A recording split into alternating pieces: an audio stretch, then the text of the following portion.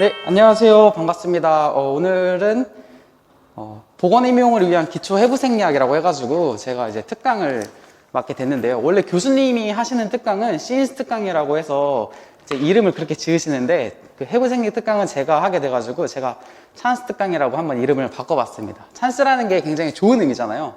그래서 한국말로 이제 번역을 하면은 기회라는 뜻이기 때문에 이 수업이 여러분들에게 기회가 될 수 있도록 제가 도움을 주기 위해서 이 자리에 나왔습니다.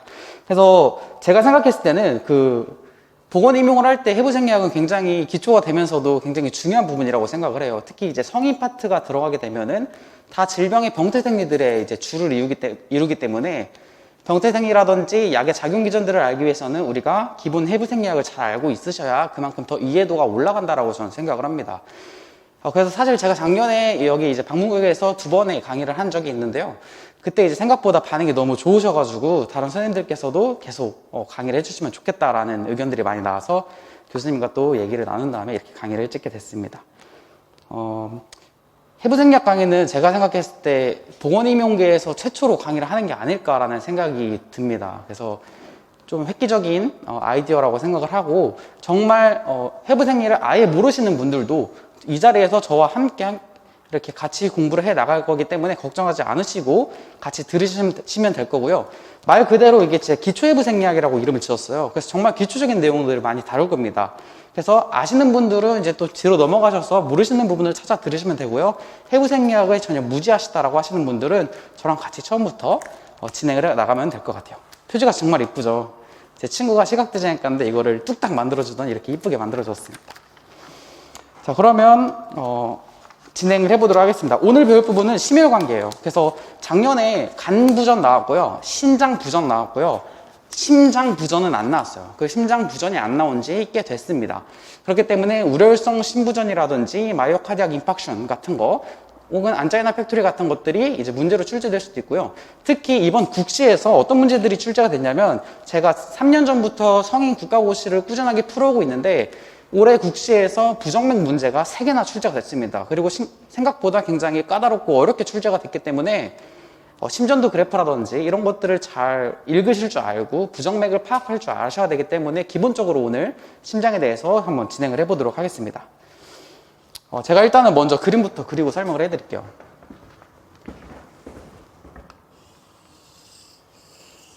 자, 심장이 이렇게 하트 모양처럼 생겼잖아요.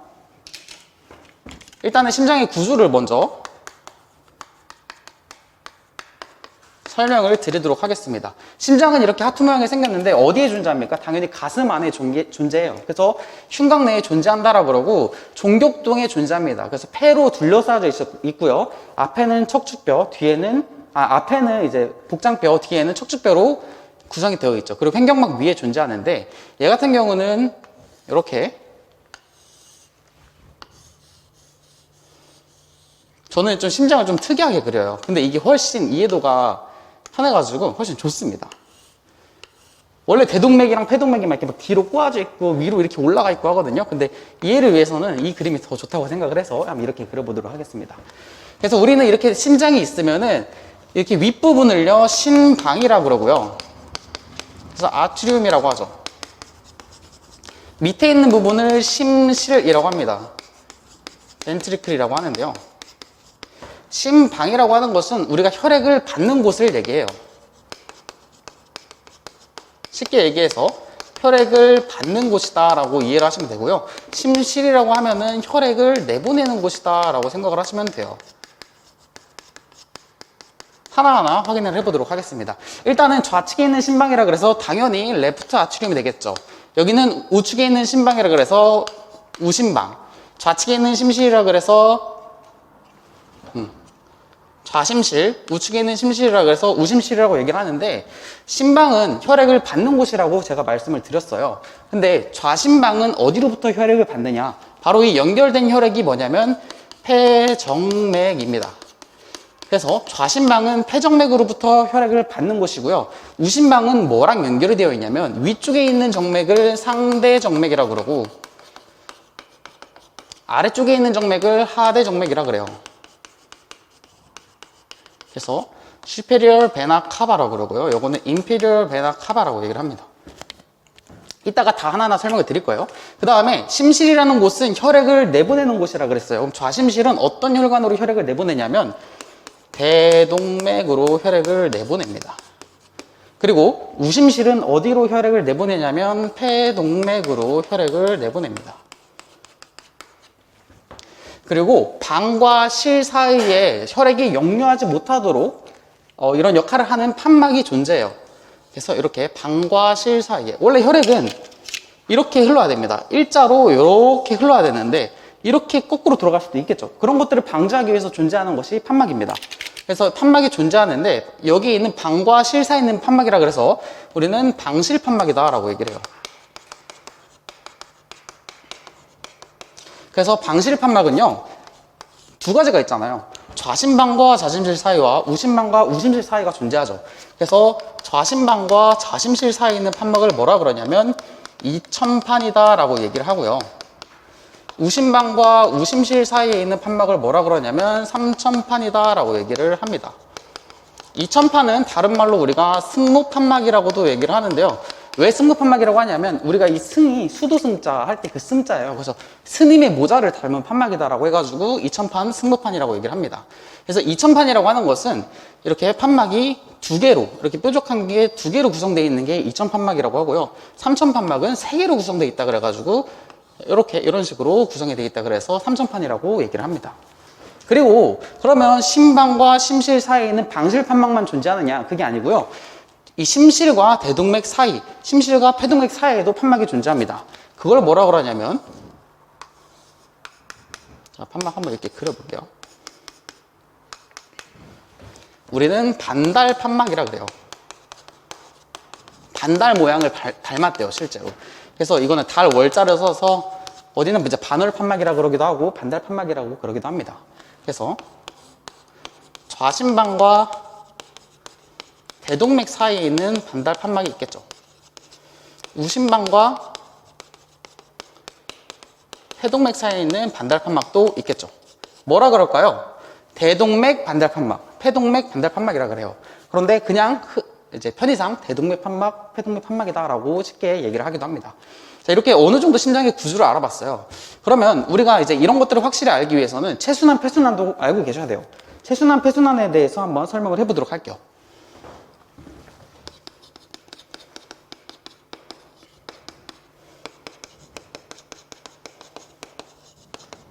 체순환이라고 하는 건 뭐냐면 말 그대로 우리 온몸을 순환하는 그 혈액의 경로를 얘기하는 게 체순환이라고 하고요.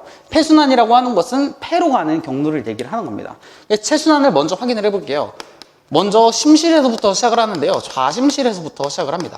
좌심실에서 어떤 혈관과 이어져 있다 그랬죠? 대동맥과 이어져 있다 그랬어요.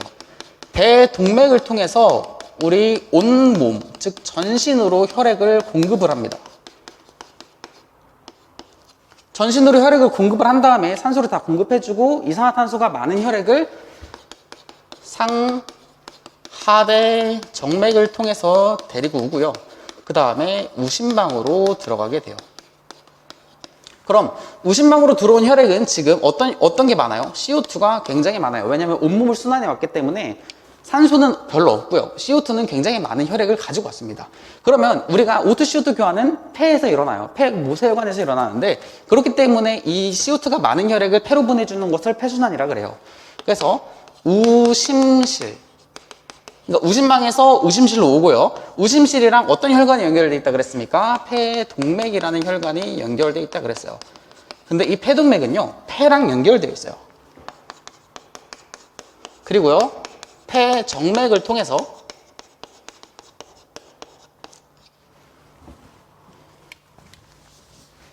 좌심방으로 들어오게 되는 거죠. 자, 일단은 이거를 알고 한번 저쪽 그림으로 가볼게요. 자, 전신순환이라고 하는 것은 좌심실에서 시작한다 그랬습니다. 그래서 좌심실, 대동맥이라 그랬어요. 대동맥 사이에 당연히 판막 존재하는 건데 제가 생략했습니다. 좌심실에서 대동맥으로 간 다음에 어디로 가냐면 온몸으로 간다 그랬죠. 온몸으로 가요. 그래서 장기들한테 혈액을 다 공급을 해준 다음에 이렇게 상하대정맥으로 올라갑니다. 어떤 혈관은 하대정맥과 어떤 혈관은 상대정맥과 이어지는데요. 보시면 하대정맥과 상대정맥이 뭐냐면요. 상대정맥이라고 하는 것은 위쪽에 있는 거. 그러니까 얼굴, 뭐 머리, 어깨, 에서부터 혈액이 들어오는 거고요. 하대정맥이라고 하는 것은 밑에서부터 뭐 배, 다리 이런 데서부터 혈액이 들어오는 걸 얘기를 해요. 그래서 상대정맥은 우리 보통 이제 심장 위쪽에 있는 혈액들이 돌아서 이렇게 다시 심장으로 들어오는 거고, 하대정맥은 밑을 순환하던 것이 다시 올라와서 정맥으로 돌아오는 것을 하대정맥이라고 합니다. 그러면 대동맥도요, 사실은 이렇게 분지가 나눠져 있어요. 대동맥이 이런 식으로, 이따 그림을 이따 교재를 보고 살펴볼 건데요. 이런 식으로 나눠져 있어요. 얘도 마찬가지로요. 이쪽은 머리로 가요. 뭐 이쪽은 어깨로 가요. 이쪽은 목으로 가요. 이런 식으로 위쪽으로 쫙 올라가고 나머지는 아래, 뭐 다리 쪽, 배 쪽으로 쫙 내려오고요. 이렇게 위로 올라갔으니까 위에서부터 다시 혈액을 받는 곳, 아래로 내려갔으니까 아래에서부터 혈액을 받는 곳이 따로 혈관이 존재하는 겁니다. 그래서 우리는 그거를 상대정맥과 하대정맥이다 라고 얘기를 하고요. 그래서 어쨌든 온몸을 순환을 했어요. 그러면 CO2가 굉장히 많은 상태겠죠. 그리고 나서 이렇게 상하대정맥으로 들어오고 우심방이 존재할 것 아닙니까? 그래서 우심방에서 어디로 갑니까? 자연스럽게 우심실로 내려가게 되고요. 우심실은 폐동맥과 연결이 돼 있다 그랬어요.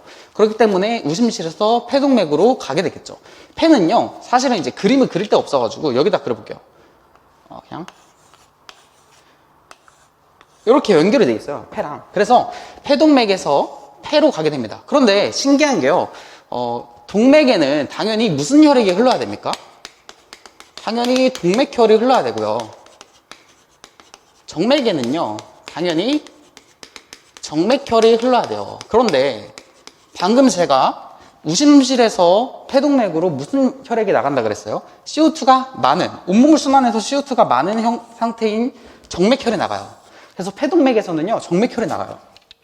좀 특징적입니다. 폐동맥에서는 정맥혈이 있고요. 자, 그래서 어쨌든 폐로 도달하게 돼요. 그러면 폐 모세혈관으로 가서 O2, CO2 교환을 하게 됩니다. 그래서 산소가 많은 혈액을 또 얘는 어떻게 연결이 되어 있냐면, 이 그림이 좀 죄송합니다. 이렇게 연결이 되어 있어요. 지저분해. 이렇게 연결이 되어 있는데 여기는 어디라고 있습니까? 폐정맥이죠. 그래서 폐정맥으로부터 산소가 많은 혈액이 들어가게 돼요. 얘도 마찬가지네요. 정맥인데 정맥혈이 흐르는 것이 아니라 동맥혈이 흐르게 돼요.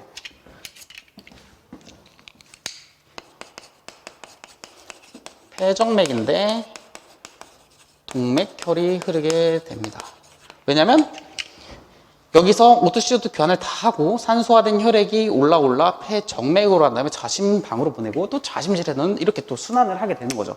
이거를 우리는 체순환과 폐순환이다라고 얘기를 합니다. 자, 그러면 이렇게 기준으로 봤을 때요, 이쪽에 있는 혈액과 이쪽에 있는 혈액은 같습니까? 다릅니까? 당연히 다르죠. 여기는 산소가 많은 혈액이었고요. 여기는 CO2가 많은 혈액이었어요. 그렇기 때문에 이 사이에 혈액이 섞이지 않도록 중격이라는 게 존재합니다. 방과 실 사이에는 판막이 존재해가지고 막아줬는데 이 사이에는 판막이 없어요. 그렇기 때문에 이 사이에 있는 심방과 심방 사이에 있는 중격이라고 그래서 심방중격이라고 얘기를 하고요. 밑에 있는 건 뭘까요? 심실과 심실 사이에 있는 중격이라고 그래서 심실중격이라고 얘기를 합니다. 자, 이렇게 우리가 성인의 순환을 한번 알아봤는데, 성인의 순환이랑 또 특징적으로 구분해서 알아야 될 게 있어요. 바로 태아순환인데요. 태아순환이 이명이 안 나온 지 되게 오래된 것 같아요. 나온 적이 있는지도 사실 잘 모르겠고, 없죠. 나온 적이 없는데 태아순환도 특징적인 게 있습니다. 바로 이제 뭐 여기 사이에 난원공이라는 게 있고요. 동맥과 동맥 사이에 연결되는 동맥관이라는 게 또 있고요. 정맥관이라는 게 또 있어요. 그래서 태아순환의 특징적인 것들도 기억을 해주시면 좋을 것 같아요. 그리고 폐동맥과 폐정맥에 서로 반대되는 혈액이 흘렀잖아요. 이런 경우가 또 있습니다. 어떤 혈액이냐면 바로 제대혈관인데요. 제대혈관은 어떻게 구성이 되어 있죠? 투 아테리 원 베인이라고 해가지고 두 개의 동맥과 한 개의 정맥으로 구성이 되어 있는데, 여기 동맥에 정맥혈이 흐르고요. 여기 정맥에는 동맥혈이 흘러요. 나중에 태아순환을 한번 확인해 볼 때가 있으면 그때 다시 한번 언급을 해드리도록 하겠습니다. 그래서 어쨌든 전체적으로 심장의 구조를 한번 싹 봤고 체순환, 폐순환까지 한번 싹 봤어요. 좀 지저분하긴 하지만 그래도 이해는 다 하셨죠. 그리고 또 하나 살펴보자면 심장은요, 자기 주먹만 하대요. 그래서 자기 주먹만 하는데 그 남자의 주먹이 큽니까? 보통 여자의 주먹이 더 큽니까? 그래서 남자의 주먹이 더 크잖아요. 그렇기 때문에 남자가 여자보다 심장이 조금 더 크다. 그리고 크기 때문에 무게도 조금 더 많이 나가고요. 심장은 우리 몸속의 정중앙에 위치해 있습니다. 정중앙에 위치해 있으나 살짝 왼쪽으로 치우쳐져 있다라고 얘기를 하는데, 왜 그러냐면 좌심실벽이 너무 발달되어 있기 때문에 그래요. 그래서 이게 비교를 해보자면, 자, 먼저 이거부터 비교를 해봅시다. 심방벽이 두꺼울까요? 심실벽이 더 두꺼울까요? 심실벽이 더 두껍습니다. 왜요? 심방은 혈액을 받기만 하면 됐어요. 그런데 심실은 혈액을 내보낸다라고 그랬어요. 그래서 내보내기 위해서는 압력이 이렇게 좀 근육이 수축을 많이 해야 되기 때문에 심실벽이 조금 더 발달되어 있습니다. 그런데 이 심실벽 중에서도 우심실벽이 더 셀까요? 좌심실벽이 더 셀까요? 좌심실벽이겠죠. 왜냐하면 우심실은 오직 어디로만 보내면 됩니까? 폐로만 보내면 돼요. 그런데 좌심실 같은 경우는 온 몸으로 보내야 되기 때문에 좌심실이 엄청나게 근육이 발달되어 있습니다. 그런데 좌심실 부위가 여기다 보니 우리가 똑바로 서 있을 때 살짝 심장이 좌측으로 치우쳐져 보인다라고 얘기를 하는 거예요. 자, 이제 그 말씀드렸고, 심장은요, 우리가 3개의 층으로 구성이 되어 있습니다. 교재도 저희가 다 하나하나 이거 끝나고 확인을 해볼 거니까 걱정하지 마세요. 심장은 3개의 층으로 구성이 되어 있는데요. 가장 바깥에 있는 층을 에피카디움이라 그래요. 심외막이죠. 그리고 안쪽에 있는 거를 엔도카디움이라 그러고요. 얘는 심내막. 그리고 심내막과 심외막 사이에 존재하는 것을 마이오카디움이라 그래서요. 심근입니다. 그래서 이렇게 3개의 층으로 구성이 되어 있고, 심내막은 진짜 말 그대로 이게 심내막이에요. 여기 안쪽에. 그러다 보니까 혈액과 직접적으로 접촉을 하게 됩니다.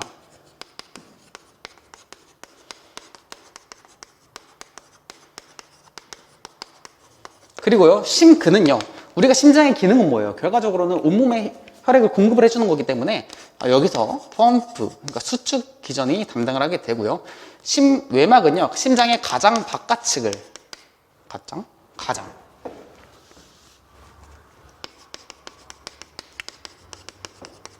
바깥을 둘러싸고 있어요. 그런데 심외막보다도 밖에 있는 게 있는데, 그거를 우리는 페리카디움이라 그래요. 그래서 여기는 심낭이죠.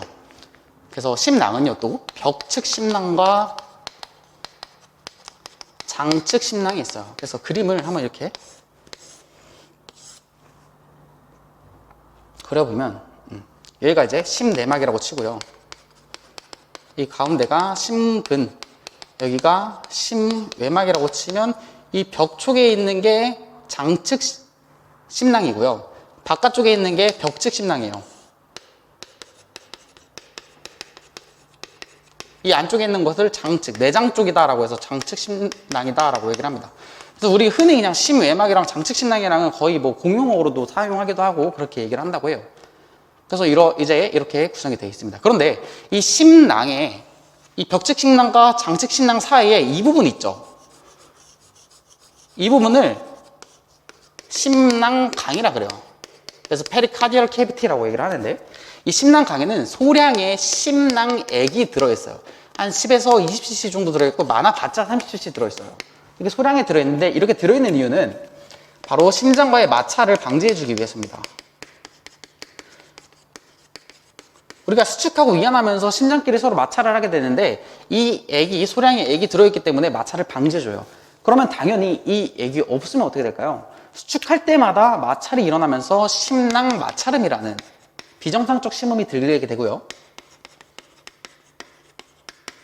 이게 당연히 비정상적인 심음이겠죠. 비정상적인 심음. 그리고 나서 이제 칼로 베이는 것 같은 그런 체스트 페인이 있게 됩니다. 그런데 만약에 이 소량이 아니라 아예 없지도 않고 엄청나게 많아요. 진짜 한 300cc가 들어있다. 그러면 여기 공간만 보세요. 아까 뭐 심내막, 심근, 심외막, 뭐 장측, 벽측 해가지고 있다 그랬어. 여기를 이제 심낭강이라고 친다면요, 평소에는 이만큼 들어있는데 얘가 너무 많이 들어있는 거예요. 그래서 이렇게까지 차버렸어. 그러면 심근이라든지 심내막의 자리를 좁히잖아요. 그러니까 얘가 수축할 힘이 적어지게 돼요. 그런 걸 뭐라 한다? 심장압전이라고 합니다. 그래서 심장압전 시에는 수축력이 굉장히 떨어지게 되죠. 수축을 하고 싶어도 얘가 이 강이 공간을 너무 많이 차지하고 있어가지고 이게 수축할 힘이 없는 거예요. 그러면 바로 이제 카디악 어레스트까지 올 수 있게 되는 거죠. 그래서 전체적으로 이런 내용들을 한번 쫙 확인을 해봤어요. 그래서 유인물 교재 한번 들어가 보도록 하겠습니다. 1페이지 한번 보시면은 심장순환계는 혈액으로 채워진 폐쇄된 관인, 혈관, 혈액, 심장으로 구성되어 있고요. 세포에 필요한 산소, 영양분, 호르몬, 대사 결과, 조직에서 생성된 노폐물 등을 운반함으로써 신체의 기능을 정상으로 유지하게 한다라고 되어 있죠. 심장의 구조 볼게요. 심장의 위치에는 뭐라고 되어 있습니까? 가슴 안에 존재하고요. 해부학적으로는 제3에서 5늑골 사이 종격동에 있는 근육기관이다라고 얘기를 하고 있어요. 그래서 폐 사이에 있는 그 부분을 그냥 종격동이라 그러거든요. 그래서 폐 사이에 존재한다라고 생각을 하시면 되고요. 자신 주먹만 하고요. 무게는 약 300g이죠. 그래서 심장은 약 3분의 2는 정준선에서 좌측으로 치우쳐져 있다. 아까 얘기했어요. 위치상으로는 중간에 존재하지만 심천 부위가 너무 발달되어 있기 때문에 좌심실벽이 발달되어 있어서 왼쪽으로 치우쳐져 보인다라고 얘기했어요. 심장은요, 아까 설명했던 듯이 3개의 층으로 구성되어 있습니다. 가장 안쪽은 엔도카디아인 심내막. 심내막은요, 심장의 가장 안쪽에 있다 그랬어요. 그래서 내피세포로 구성되어 있으면서 혈액과 직접적으로 만나고요. 이 부분에 판막이 있습니다. 판막이 있고요. 그 다음에 심근은요, 심내막과 심외막 사이에 있다 그랬어요. 그래서 심벽 두께의 75%를 차지하고요. 심근의 율동적인 수축은 순환을 유지하는 원동력을 제공하는 주요 기능을 담당한다.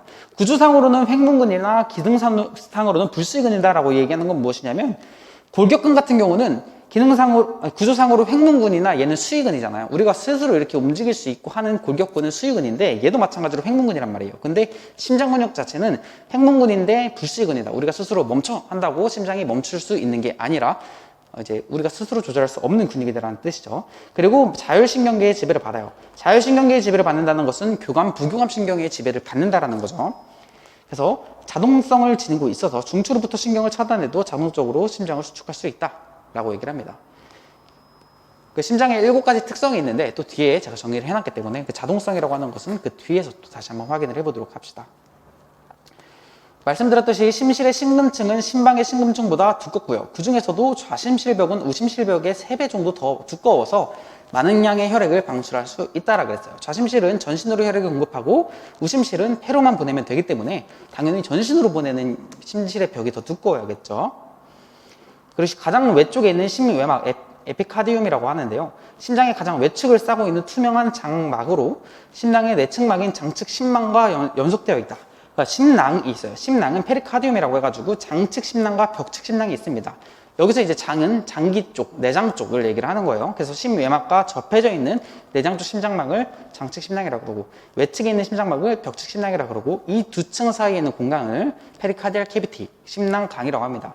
이 심낭강에는 10에서 20cc, 많아봤자 30cc 정도 되는 심낭액이 존재하고 있다고 그랬고, 심장의 수축과 이완 시에 마찰을 방지하는 역할을 한다. 그래서 만약에 이 심낭액이 없게 되면은 심낭 마찰음이나 체스트 페인이 있게 되는 거고, 만약에 너무 많은 혈액이나 삼출액 등이 차게 되면은 심장압전 등의 증상이 나타날 수 있다라고 얘기했어요.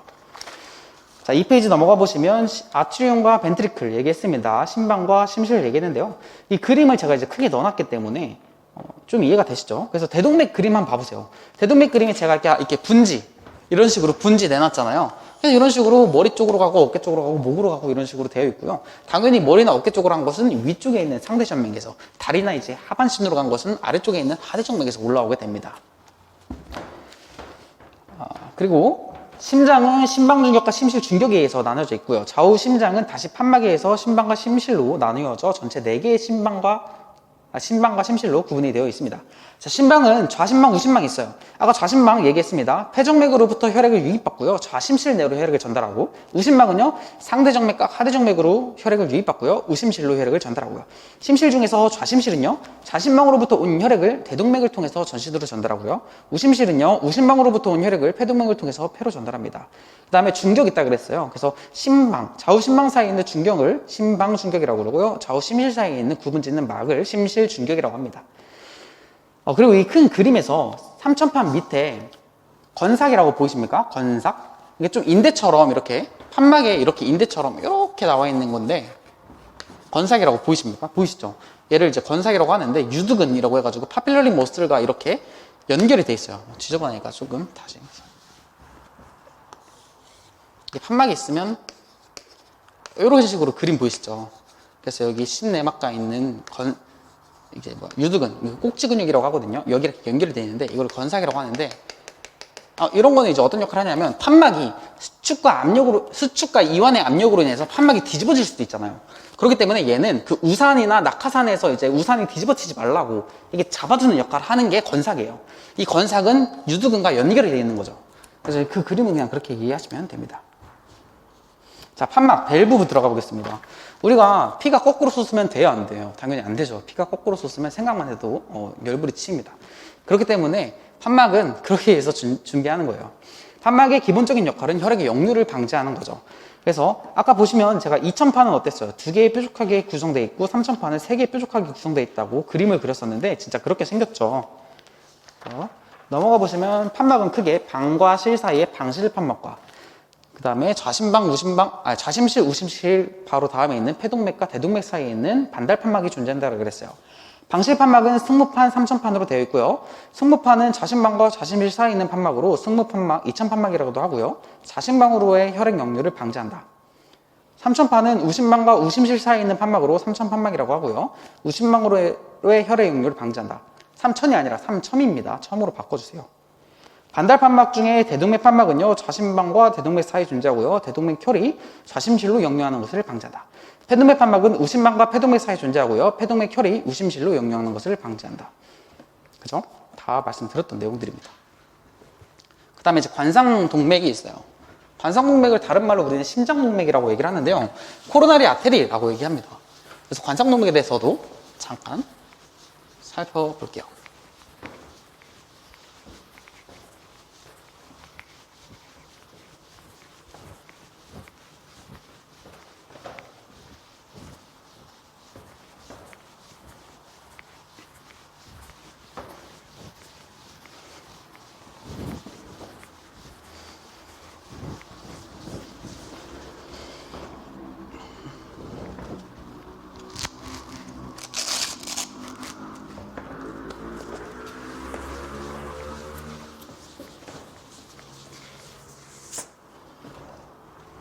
관상동맥은 코로나리 아테리라고 얘기를 하는데요. 다른 말로 심장동맥이라고 얘기를 합니다. 우리가 아까 체순환, 폐순환도 얘기했지만 사실 하나 더 순환이 있어요. 바로 그게 관상순환이라는 건데 심장은요. 정말 고마운 기관이죠. 24시간 쉽니까? 안 쉽니까? 24시간 쉬지 않고 얘는 끝까지 뛰고 있고요. 우리가 스스로 마음대로 멈춰라고 해도 멈출 수가 없는 근육이라고 말씀을 드렸어요.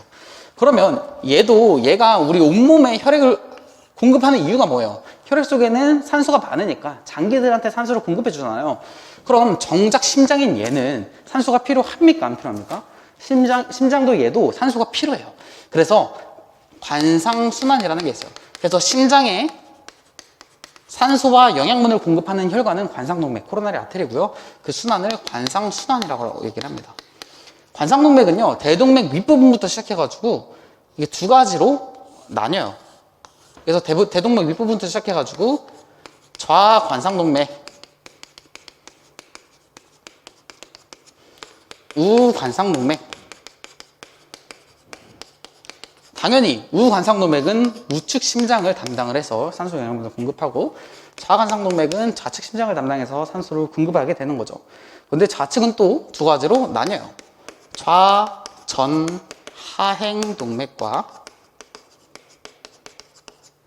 회선가지, 휘돌아가지라고 해서 이렇게 돌아져 있거든요. 회선가지 동맥, 휘돌아가지 동맥, 이렇게 나눠져 있습니다.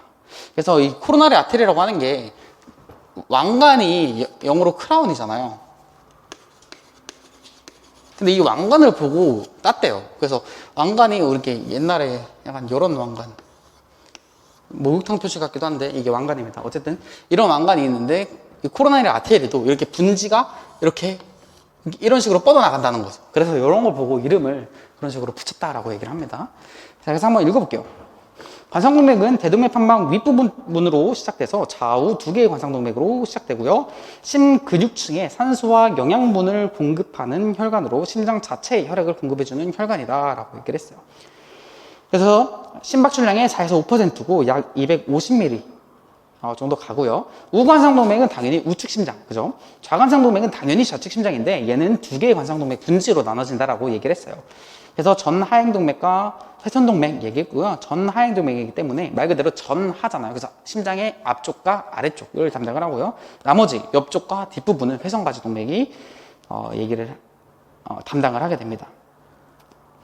그런데 우리가 그 안자이나 팩토리 같은 경우에는 관상동맥이 보통 좁아져 있을 때 우리가 체스트 페인을 많이 느끼잖아요. 왜냐하면 심근에 산소를 공급받지 못했기 때문에 체스트 페인을 느끼는데 대동맥 판막 폐쇄증일 때도 체스트 페인을 느껴요. 왜 그러냐면 이거는 심장 구조상의 문제인데 대동맥 판막 폐쇄증의 증상에 혀심통이 있을 거예요. 근데 왜 그러냐면 아까 뭐라 그랬습니까? 대동맥 판막 윗부분에서 관상동맥이 시작된다고 그랬어요. 근데 여기가 열리지 않으면 여기서 혈액을 잘 공급을 해줄 수가 없는 거예요. 그렇기 때문에 뭐 관상동맥이 막히지 않았어. 안 막혔는데도 대동맥 판막 때문에 이 판막의 문제로 인해서 혈전증을 느낄 수도 있다. 이거는 심장 구조상의 문제 때문에 그렇습니다. 그래서 관상동맥도 한번 이렇게 짚고 넘어갔어요. 그래서 이제 KBG 같은 거 할 때는 또 뭐 좌우 관상동맥이 60% 이상 막혔을 때 뭐 이런 식으로 또 적응증이 있으니까 적응증 같은 거는 또 공부하시면서 한번 찾아보시면 될 것 같고요. 아까 말씀드렸던 것처럼 심장의 7가지 특성을 가져왔습니다.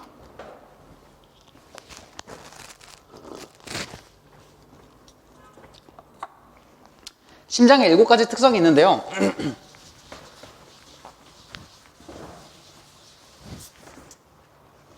자, 첫 번째 율동성이에요. 그 주기성이라고도 합니다. 같은 말로 주기성이라고도 하는데 심장의 규칙적인 수축을 의미한다. 즉 무슨 말이냐면 심장이 조건만 갖춰지면 율동적인 박동을 하는 능력이라고 합니다. 그래서 심장은 규칙적으로 어떻게 됩니까?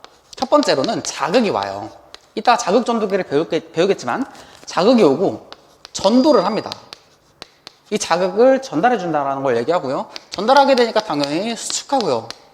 이완하고요. 그 다음에 휴식기를 거치죠.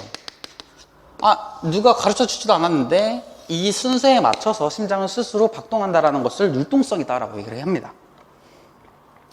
자, 그리고 흥분성. 심장이 정기적인 자극에 반응하는 성질이다. 그래서 자극이 오면은 흥분을 시작하는 게 심장이에요. 그래서 보통 우리는 SA 노드에서 자극이 오게 되는데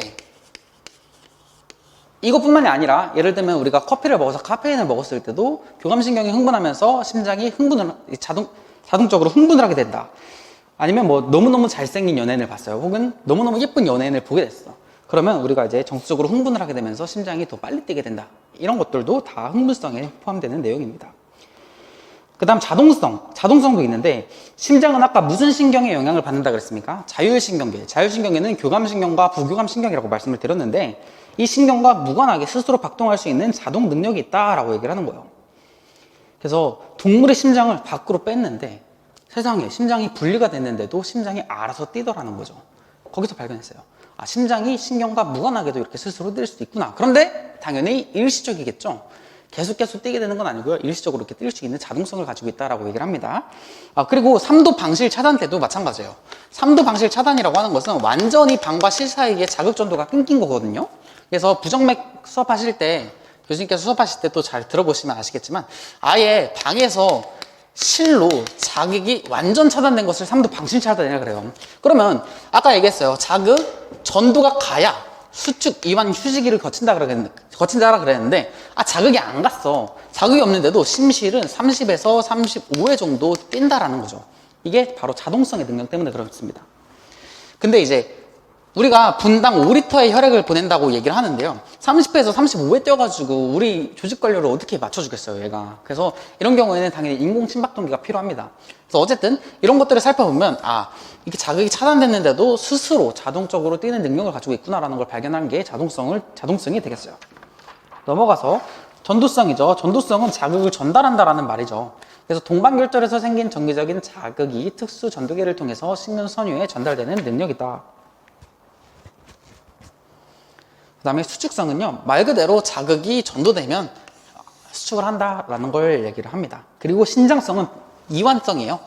그 다음에 휴지기를 거친다라는 건데, 불응성은요, 자극에 반응을 하지 않는 걸 얘기합니다.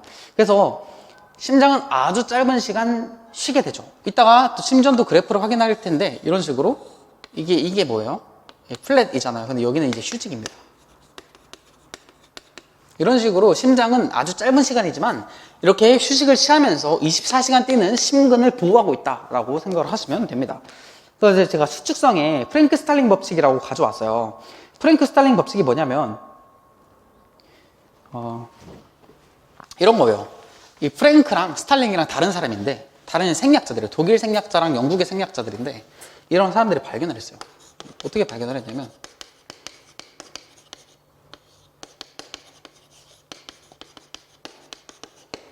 이완기말 심실내 용적, 다른 말로 쉽게 생각하면 수축 직전에, 심장은 혈액이 이완기 말이라고 하는 것은 이완이 다 됐어요. 끝났어요. 바로 수축하기 직전인 상태인데, 이 심실내 용적이 많으면 많을수록 어떻다? 심근의 길이는 길어진다. 결국 심근의 길이가 길어지면서 심근의 수축력은 더 증가한다는 거예요. 우리 시가 생각을 한번 해봅시다. 풍선을 하고 불었어요. 근데 이만큼 분 풍선이 있고 계속 불었단 말이에요. 그러면 똑같이 바람이 빠지기 직전이야. 바람이 빠지기 직전인데 뭐가 더 이 공기가 많이 차 있습니까? 얘가 더 공기가 많이 차 있죠. 그럼 바람이 어느 게 더 많이 나가겠어요? 바람이 공기가 더 많이 차 있는 데서 많이 나가지 않을까요? 그죠? 얘를 심근에 이렇게 비유를 해본 거예요. 그래서 얘는 이 풍선의 이 몸뚱아리를 심근이라고 비유를 한 겁니다. 그래서 이 용적이 많아졌어요. 용적이 더 많아졌죠. 이 이완기 말 심실내 용적이 많아졌는데 심근의 길이가 더 길어졌어요. 그래서 바람은 더 많이 나가요. 그래서 심근 수축력은 올라간다. 근데 심근 수축력이 상승될 때 심근의 길이는 길어진다라는 거죠. 이해가 되십니까? 그런데 우리가 마이오카디악 인팍션 때나 콘제스티브 하트 페일러 때는 이 프랭크 스탈링 법칙이 적용이 잘 안 돼요. 그래서 아무리 이 좌심부전이라고 쳐봅시다. 좌심부전, 우심부전은 당연히 이완기말 심실내 용적이 증가하겠죠. 왜냐하면 좌심부전이라고 하는 것은 좌측 심장 자체의 기능을 하지 못해서 짜내지를 못해요. 우심실도 마찬가지로 폐로 보내야 하는데 짜내지를 못한단 말이야. 그래서 우려되는 건데, 이런 경우에는 짜낼 능력이 없어서 커지는 거예요. 그런데 심근의 길이가 증가해서 수축력이 증가되는데 이런 경우에는 작용이 되지 않더라라고 얘기를 합니다. 그래서 프랭크 스탈링 법칙은 정상적인 심장에서는 작용이 잘 되는데 MI나 컨제스티브 하트 페일러 같은 데는 적용이 안 된다라는 거, 길라차비에도 있는 내용이에요. 나중에 다시 성인 들어가실 때 확인을 해보시면 되고요. 여기 수축 이완 써 있잖아요. 이거 지워주세요. 수축 이완 써 있는데 지워주시고, 이거 이제 제가 다시 교재를 학원에 보내서 인강으로 받으시는 분들은 아마 이제 없을 겁니다. 그래서 직관 계신 선생님들은 이거 수축 이완 지워주시고요. 아까 체순환, 폐순환 얘기했죠. 폐순환부터 확인을 해볼게요. 우심실에서 시작돼서 우심방으로 유입된 혈액을 폐동맥 판막으로 보내고 폐로 보내고 폐 확산작용에 의해서 산화된 동맥혈을 좌우 두 쌍의 폐정맥을 통해서 좌심방으로 보내는 것으로 전신 순환 혈량의 5분의 1. 경로는 어땠습니까? 아까 제가 썼던 그대로죠. 우심실, 폐동맥, 폐, 모세혈관, 폐정맥, 좌심방. 체순환은요, 좌심실 펌프로부터 시작되면서 폐순환으로부터 산화된, 그러니까 산소열이 많은 동맥혈을 받아서요, 좌심실 이완기에 열리는 승무판을 통해 좌심실로 보내고 전신 동맥계로 박출해 조직과 장기 혈액을 공급하는 것으로 5분의 4 정도 해당돼요. 경로는 좌심실, 대동맥, 전신, 모세혈관, 상하대정맥, 우심방입니다. 근데 너무 신기하잖아요. 우리가 하나만 더 얘기를 하면,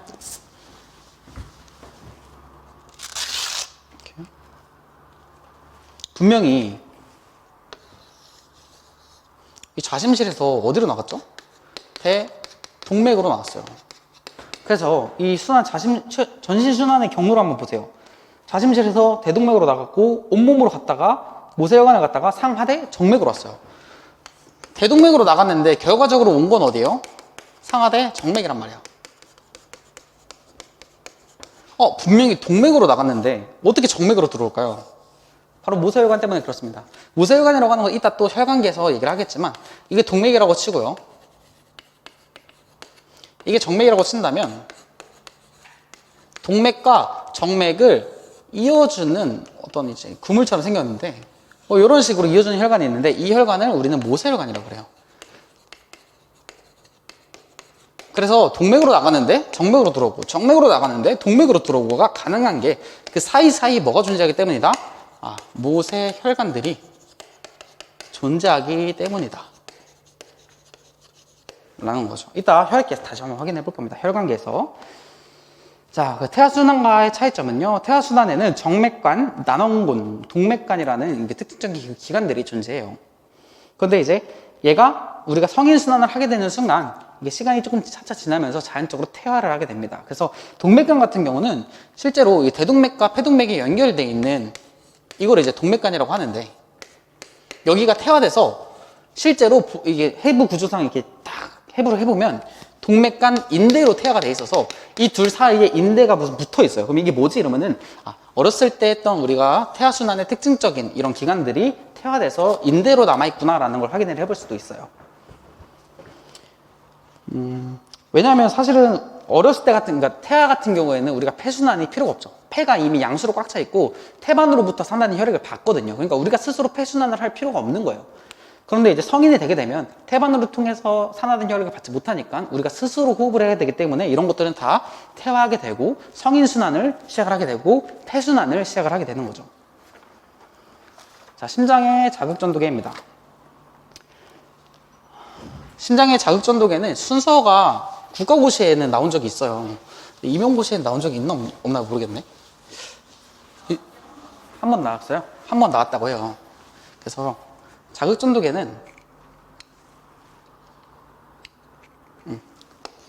SA 노드인 동반결절, AV 노드인 방실결절, 이게 순서예요. 전혀 어렵지 않아요.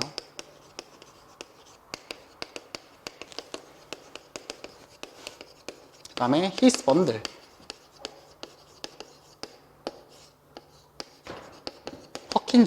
퍼킨제 파이버라고 해서 퍼킨제 섬유, 이 순서로 진행이 되게 됩니다. 그리고 이렇게 순서로 자극이 진행이 되는데 이 순서가 심전도상에서도 PQRS T8로 나타나게 되는 거예요. 그래서 심전도를 알기 위해서는 우리가 이 경로, 자극전도계를 알고 계셔야 되겠죠.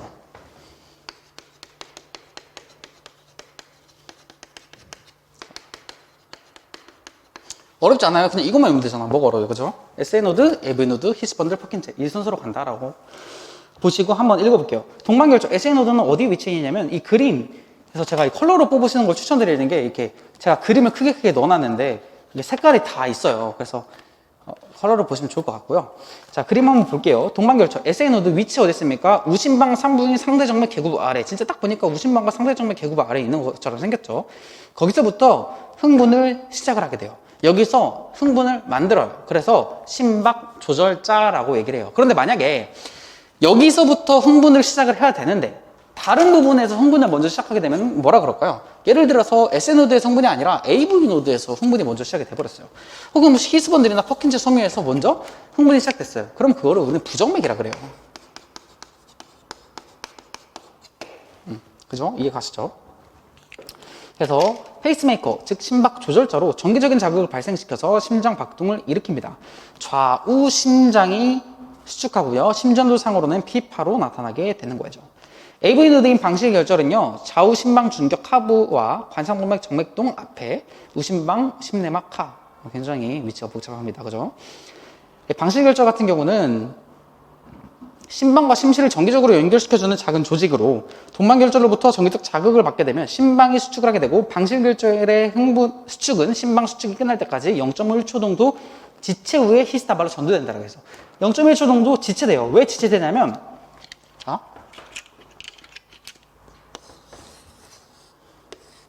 자, SA 노드는 우리가 심방 수축이라고 했어요.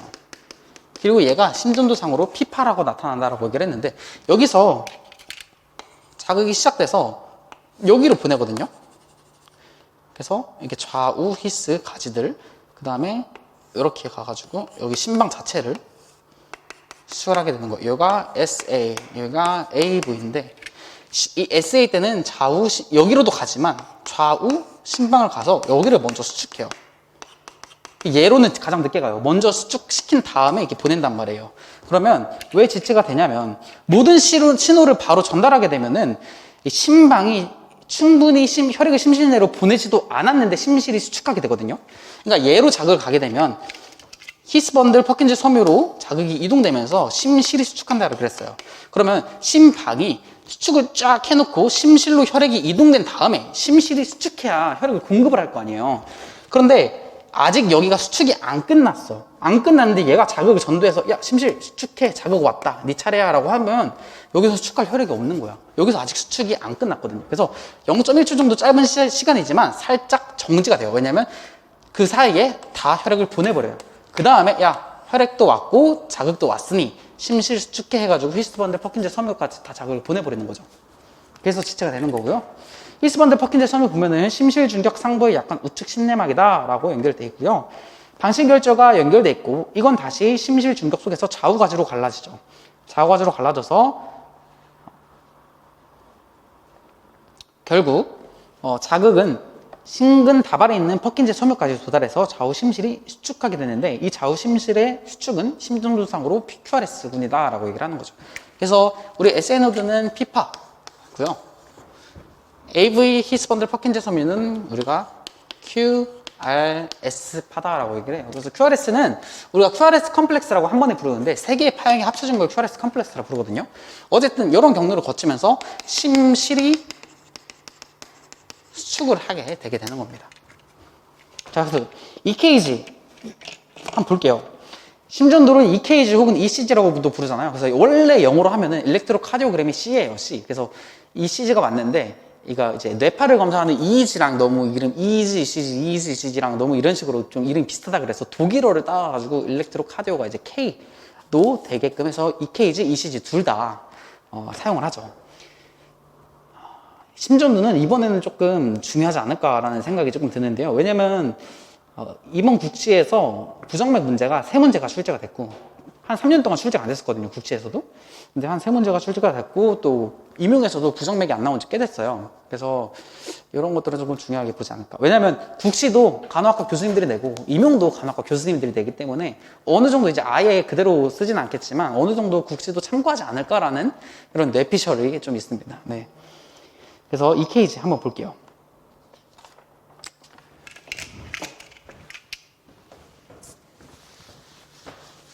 근데 EKG는 진짜 어려워요. 그래서 간단하게 확인을 해볼 건데 EKG는 진짜 임상에 계신 분들이나 조금 이해가 쉽지 임상을 안 하고 이렇게 글로만 공부를 하시는 분들은 EKG가 너무너무 어려울 겁니다. 그래서 EKG만으로도 EKG 특강을 진짜 1시간 이상을 해야 어느 정도 EKG가 진짜 이해가 됐다. 한 1시간, 2시간은 해야 EKG가 어느 정도 이해가 되는 굉장히 어렵습니다. 그런데 이제 그렇게까지 딥하게 우리가 임용 문제에서는 EKG가 나올 것 같지는 않고요. 그래서 간단하게 한번 확인을 해보도록 하겠습니다. 우리가 보통 이제 PQRS T파이죠. 자, 이게 이제 정상적인 EKG를 그린 거예요. 여기는 PQRS T파. 여기는 뭘까요? 여기는 이게 휴지기. 심장이 짧은 시간 쉬고 있다라고 얘기했죠. 그래서 피파는 아까 뭐라 그랬어요? 피파는 아까 정기적인 자극이 시작되는 SA 노드에서 정기적인 자극이 시작돼요. 그래서 좌우 심방의 수축이다라고 그랬어요. 여기서는 탈분극이라는 표현을 써요. 좌우 심방의 탈분극. 그냥 탈분극은 수축, 재분극은 이완 이렇게 생각을 해주시면 돼요. 탈분극, 재분극을 이해하기 위해서는 또 그 흥분전이 액션 포텐셜을 또 이해를 해야 되기 때문에 그냥 간단히 탈분극, 수축으로 이해를 해주시고 재분극은 이완이라고 생각을 해주시면 됩니다. 그 다음에 QRS군은 아까 뭐라 그랬습니까? 색깔 좀 다르게 할까요? QRS군은 우리가 합쳐서 3개의 파형을 합쳐서 QRS 컴플렉스 라고 얘기를 합니다. 그래서 여기는 심실의 수축. 아까 AV 노드부터 뭐 히스번들, 퍼킨즈 섬유까지.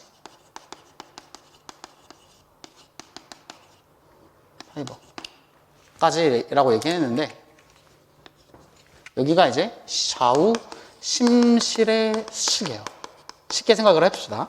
자, 그러면요. 자, Q, R, S. T파는요. 심실의 재분구. 다른 말로 심실의 이완이요. 이렇게 수축과 이완, 수축과 이완을 반복해서 결과적으로는 심장이 뛰게 되는 건데, 그럼 보세요. QRS는 심실의 수축이고, T파는 심실의 이완이라 그랬어. 근데 P파는 심방의 수축인데, 그러면 왜 심방은 이완을 안 할까요? 그렇잖아요? 심전도 그래프 상으로 심실 수축과 이완은 봤어. 근데 심방의 수축인데 왜 심방의 이완은 없냐고요. 그 이유는 이완을 해요. 심실이 수축할 때 이완을 하는데 이 QRS 파형이 너무 크다 보니까 여기에 가려져요. 그래서 심전도 상으로는 심방의 이완을 볼 수는 없습니다. 가려지기 때문에 그래요. 그죠? 그래서 이런 것도 있고요. 한번 읽어볼게요. 심전도 일렉트로카디오그램이라고 하는 것은 심장의 활동에 따라 생기는 활동 전환, 액션 포텐셜을 그래프상으로 나타내는 것을 심전도라고 한다. 그래서 심방이 탈분국된 후에 심실이 탈분국하고 심실이 탈분국되는 동안 심방은 재분국을 일으킨다. 그 후 심실이 재분국을 일으키게 된다라고 나와 있죠. 그래서 심실이 탈분국하는 동안, 심실이 수축하는 동안 심방은 다시 이완한다라 그랬는데 QRS 파형이 너무 크다 보니 그 이완을 하게 되는 파형은 나타나지 않게 된다. 그래서 실제 심장을 보게 되면은 이렇게 뛰는 것 같지만 이렇게 뛰는 게 아니라 심방, 심실로 나타나면 이렇게 떠요. 심방이 먼저 뛰는 걸 확인할 수 있는 거죠. 되게 심장 소리 되게 잘 내지 않나요? 그죠? 놀라셨죠? 자, 그래서 P파, P웨이브 한번 읽어볼게요. 정상적으로는 0.12초 이하고요. 좌우 심방의 완전한 수축을 얘기합니다. 그래서 SNO드로부터 나온 정기적인 자극을 심방으로 퍼져서 심방의 탈분국을 나타내는 파형으로 좌우 심방벽의 수축을 기록한 거죠. QRS군은 QRS 컴플렉스로 정상적으로는 0.11초 이하죠. 자, 그래서 QRS는 Q, R, S 세 개의 웨이브를 포함하는 겁니다. 그래서 심실의 탈분국을 나타냅니다. 이 심실의 탈분국이라고 하는 것은 AV, 히스, 퍼킨제 이 세 개를 합치는 거다라고 얘기를 했죠. 그래서 Q파 혹은 알파의 시작점부터 J 지점까지를 측정을 한다라고 되어 있어요. T파는요 심실의 재분국이죠. J 지점이라고 하는 건 어디냐면 여기가 J 지점이에요. 여기가 이제 J 지점인데 이 S파 이후에 이렇게 올라간 부분 그리고 이제 여기는 잠시 동안 이게 플랫이었다가 다시 이렇게 올라가거든요. 그래서 이 J 지점과 T파의 시작 부위 여기를 얘기하는 겁니다. 자, 여기를 어디라고 하냐면 ST 분절이라고 그래요. 그래서 S의 시작 부위인 이 J 지점과 T파의 시작 부위인 여기 부분을 ST 시그먼트라고 해가지고 ST 분절이라고 얘기를 하죠. 이 ST 분절은요 특히나 우리에게 의미가 있어요. 왜냐면 안자이나 팩토리 같은 경우에는 스테이블 안자이나도 있고 언스테이블 안자이나도 있잖아요. 그러면 이 EKG 상에서 ST 분절의 하강과 상승 등으로 통해서 이런 것들을 확인하게 됩니다. 그래서 이 ST 분절은 특히나 의미가 있는데요. 한번 확인해 볼게요. 자, ST 시그먼트가 좌우 심실의 초기 재분국 상태, 즉 심실 근육이 모두 탈분국된 상태다라고 얘기를 합니다. 그래서 쉽게 얘기하면 좌우 심실이 모두 짜져 있어요. 짜져 있고 T파는 심실의 이완이라고 했으니까 여기는 완전히 다 짜져 있는 상태다라고 보시면 돼요. 그래서 모두 탈분국된 상태다라고 보는 게 더 맞겠죠. 그러니까 이해가 쉽겠죠. 그래서 아까 얘기했던 것처럼 J 지점부터 저기 T파 시작 부위까지 얘기합니다. 이따 한번 더 말씀을 드릴게요. 이거에 대해서는 이 설명이 끝난 다음에 말씀드릴게요. PR 간격이라고 하는 것은 P파와 PR 분절을 포함하는 PR 간격은 심방의 탈분국 초기부터 심실의 탈분국 초기다라는 거죠. 그래서 우리가 QRS는 심실의 탈분국이라고 그랬고 P파는 심방의 탈분국이라고 그랬으니까 심방의 탈분국부터 심실의 탈분국까지를 PR 간격이다라고 얘기를 하는데요. 0.12초에서 0.2초 정도 됩니다. 그래도 이 PR 간격이 길다. 그러면 심방 탈분국부터 심실 탈분국까지의 거리라 그랬으니까 만약에 이게 너무 지연된다라 그러면 뭔가 여기서 자극 전달의 시간이 좀 늦어지는 문제가 생겼을까? 라고 알아볼 수 있어요. 그래서 PR 간격이 길 때는 방실결절의 전도 장애가 되게 되죠. 그래서 전도하는 속도가 느릴 경우 예를 들어 부교감신경이 흥분했어요. 아까 심장은 자율신경인 교감신경과 부교감신경의 영향을 받는다 그랬어요. 그런데 만약에 부교감신경의 영향을 받게 되면 심박동수가 떨어지게 되겠죠. 그러니까 자극전도라는 속도가 느려서 PR 간격이 벌어지게 되는 거예요. 그럼 반대로 짧을 때 같은 경우는 어떻게 해요? 밑에 보시면 전도 속도가 빠를 경우, 즉 교감신경이 흥분할 경우는 하트레이트가 빨라지면서 심전도상의 그래프도 빠르게 나타나게 되는 거죠. 자, QT 간격은요 심실 탈분국 초기에서 마지막 심실 재분국 가치를 의미한다. 지연되면은 심실의 재분국이 느려졌다. 짧아지면 심박동수가 빠르면 큐티 간격이 짧아진다 라고 얘기를 합니다. 그래서 또 이 ST 분절이 나왔으니까 설명을 하고 넘어가야 될 것 같아요.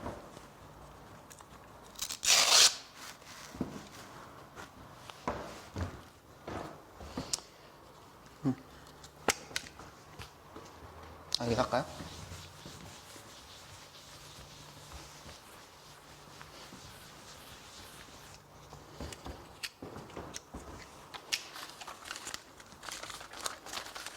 우리가 급성 관상동맥 질환을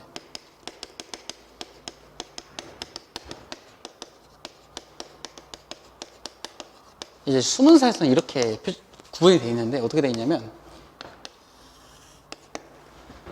스테이블 안장이나 뭡니까? 안정형 협심증이에요.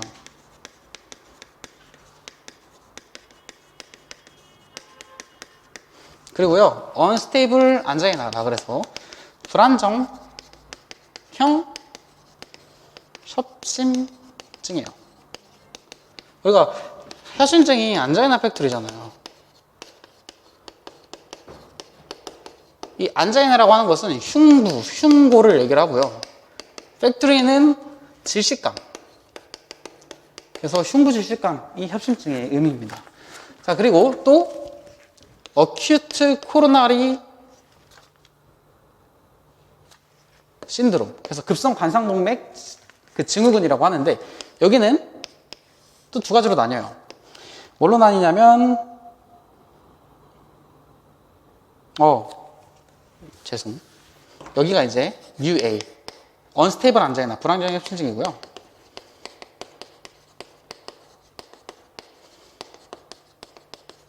그 다음에 여기는 MI 마이오카디악 임팍션입니다. 근데 이 MI에서도 두 가지로 나뉘어요. 참 그만 좀 나뉘었으면 좋겠죠. 스테미라고 하고요. STMI, 논 STMI, 논 스테미라고 나뉩니다. 무슨 말이냐면 ST 시그먼트의 엘리베이션이 있냐라는 뜻이에요. 그래서 ST 분절이 상승됐다. 그리고 MI가 왔다. 그러면 스테미라고 하고요. 보니까 MI인데 ST 시그먼트가 상승은 안 됐어요. 그러면 논 스템이라고 얘기를 해요. 자, 안정형 협심증부터 설명을 해볼게요. 우리가 보통 관상동맥이 이렇게 관상동맥이 이렇게 관상동맥이 있다고 치면요, 우리가 보통 코로나리 아테리가 70% 이상 정도 막히게 되면은 흉통이 오게 되거든요. 근데 안정형 협심증 같은 경우는 이게 죽상반에 의해서 한 50% 정도가 막혔어요. 그래서 안정할 때는 아무런 반응이 없어. 그래서 휴식이나 레스팅을 취하고 있을 때는 흉통이 체스트 페인이 없어요. 단지 어떨 때 있어요? 운동을 하게 됐거나 뭐 등산을 하거나 정수적으로 흥분됐을 때, 이럴 때는 심근의 산소 요구도가 올라가요. 그러면 산소를 더 많이 줘야 되는데 더 많이 달라고 요구했으니까 더 많이 줘야겠죠. 근데 어때요? 지금 죽상반에 의해서 반절이 막혀 있단 말이야. 그래서 평상시에는 아무렇지 않았는데 더 많이 요구해달라고 하니까 그때부터 수요 공급량이 안 맞기 시작해요. 그래서 요구도를 충족시키지 못해, 공급량이. 관상동맥이 막혀져 있기 때문이죠. 그런데 안정 시에는 충분히 공급해요. 그래서 체스트 페인이 없는데 운동이나 흥분했을 때 이럴 때는 공급을 못하게 되는 거죠. 그런데 안정형 협심증에는 가장 대표적인 증상이 뭐냐면 ST 시그먼트의 디프레션이 있어요. 그래서 ST 분절의 하강이 특징적으로 나타나게 됩니다. 왜냐면 관상동맥은 대동맥 판막 유부분부터 시작해가지고 혈관을 공급을 한다 했는데, 관상동맥이 자 이렇게 심장이 있으면요, 이렇게 심근, 심외막, 심근, 심내막 이런 식으로 연결이 되거든요. 근데 관상동맥이 손상을 받게 되면 가장 말초부터 손상을 받게 돼요. 그래서 여기 가장 말초부터 손상이 받게 된다고. 그러면 심내막에 손상이 있게 되겠죠. 심내막에 손상을 입게 되면 가장 특징적인 EKG의 변화가 뭐냐면 ST 시그먼트의 디프레션이에요. ST 분절이 하강한다고. 그런 경우가 스테이블 안자이나예요.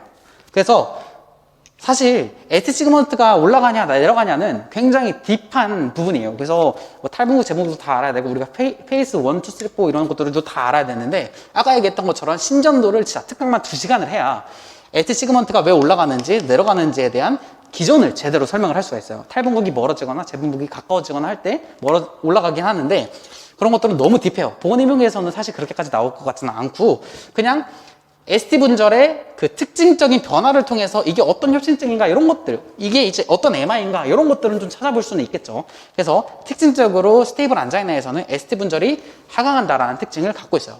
그러면 불안정형 협심증 같은 경우에는 얘는 이제 아까 얘기했던 것처럼 70% 정도가 더 막혔어요. 왜냐면 얘가 이제 파열이 된 거예요. 뜯어졌어. 뜯어져가지고 여기에 혈수판들이 더 모여가지고 혈전을 만들어요. 그 죽상만의 파열로 인해서 혈전이 형성되게 되고 50%에서 70%까지 더 막히게 돼버리는 겁니다. 그래서 얘는 안정시에도 통증이 오게 돼요. 그래서 이게 특징적이죠. 안정시 통증이 오게 돼요. 운동하거나 하면은 더 말할 것도 없고요. 그래서 스테이블 안자이나에서 말씀 안 드린 것 중에 하나가 이 ST 분절의 하강을 어떻게 확인하냐면 그 운동부하 검사라고 해가지고 뭐 러닝머신을 뛰게 한다거나 해서 심전도 그래프를 달아보도록 한 다음에 산소 요구들을 높여봐요. 일부러. 그때 공급이 제대로 되지 않는데 EKG 상에서 ST 분절이 하강이 시작됐다. 스테이블 안자이나구나 라고 파악을 하게 됩니다. 그래서 운동부하 검사에서 특징적으로 확인할 수 있고요. 얘 같은 경우는 그냥 가만히 있어도 70% 이상 막혔기 때문에 안정시에도 통증이 나타나게 돼요. 그러면 얘는 ST 시그먼트가 어떻게 되냐? 하강 또는 정상이에요. 경우에 따라서 하강할 수도 있고요. 경우에 따라서는 ST 분절이 정상으로 나올 수도 있어요. 근데 안정시 통증은 특징적이죠. 안정시 통증도 있고요. 하강 또는 정상이고요. 그 다음에 얘 같은 경우에는 70%가 막혔잖아요. 그래서 안정형 협심증과 심근경색 사이, 그래서 경색 전 증후군이다라고 얘기도 해요. 그래서 실제로 MI가 오게 한 일주일에서 한 4주 전쯤에 불안정형 협심증이 오게 되더라라고 해서 경색증 증후군이다라고 얘기도 하고요. 중간형이라고도 얘기를 합니다. 그래서 스테이블과 MI 사이다라고 해서 중간형이라고도 얘기도 하고요. 이제 이런 것들도 있고. 그 다음에 MI입니다. MI는 심근경색이죠. MI 같은 경우는 스테미와 논스테미가 있는데, 스테미는 말 그대로 ST 시그먼트의 엘리베이션이 있는 마이오카디악 임팍션이라는 소리예요. 그래서 EKG 상으로 특징적으로 뭐가 나타나요? ST 분절이 상승해요. 그런데 이 심근경색 중에서도 ST 분절이 상승하는 경우는 심근육층에 손상이 있는 경우인데 굉장히 광범위한 손상이 있을 때요. 그래서 ST 분절이 상승했다. 심근에 굉장히 광범위한 손상이 나타나겠구나. 그런데 논스테미 같은 경우는 ST 분절이 상승을 안 해요. 그래서 ST 분절이 상승하지 않는 심근경색이다라고 얘기를 하는데, 그럼 ST 분절이 상승하면 심근층이 손상이 됐다. 그래서 우리가 심근경색이다라고 알아볼 수 있어요. 그런데 얘는 ST 분절이 상승이 안 됐는데 심근경색이래요. 그럼 얘 같은 경우는 어떻게 알아보냐면 여기서 알아보는 게 바로 심근효도 지표예요. 가장 특징적으로 신뢰도가 가는 것은 트로포닌 혹은 CK, MB 같은 것들 있죠. 그래서 이런 것들을 확인해 보는 거죠. ST 분절이 상승하지는 않아서 심근경색이 잘 몰랐으나 혈액 속에서 트로포닌이 검출이 됐어요. CK, MB가 검출이 됐어요. 심근경색이다. 너는 근데 ST 분절 상승 안 했으니까 논스템이다 라고 얘기를 하는 거예요. 근데 이제 이 언스테이블 같은 경우도 하강 또는 정상이잖아요. 근데 얘는 아예 심근효소 지표에 상승은 없어요. 상승하지 않아요. 그렇기 때문에 얘는 무슨 ST 분절도 상승 안 하고 심근효소도 안 나오고, 근데 또 한 일주일에서 4주 후면은 또 MI로 갈 수 있고 막 그래요. 그래서 중간형이라고 하고 불안정형 협심증이라고 하는 겁니다. 그래서 이제 이런 것들도 알아보시면 좋을 것 같아요. 그래서 우리가 특징적으로 MI 때 나타나는 EKG의 변화를 보면은 일단 T파의 역전이 나타나요. T파의 역전이라는 것은 우리가 심근의 허혈을 의미합니다. 이스케믹 상태를 얘기하고요. 심근의 허혈이 진행이 되게 돼요. 심근의 허혈이 진행이 되게 되면은 ST 분절이 상승하게 돼요. 그러면 보통 우리는 허혈이 진행되다 보니 심근 손상이 진행이 됐구나. 심근 손상이 계속 진행되다 보면은 이 심근 색깔이 아예 회색으로 바뀌어버려요.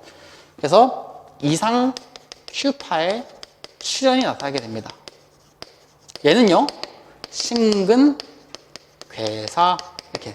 그래서 우리가 MI 때 나타나는 특징적인 EKG의 변화.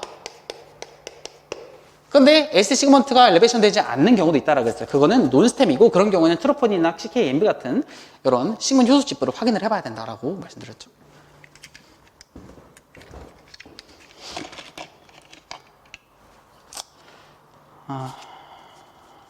그 다음 심장 주기 카디악 사이클 볼게요. 6페이지에 카디악 사이클인데 심장의 1주기는 1회 심박동안 같습니다. 그래서 수축, 이완, 휴식 3단계로 나눠지고요. 이 3단계를 합쳐서 1주기라고 그러고 이걸 똑같은 말로 1회 심박동이라고 그래요.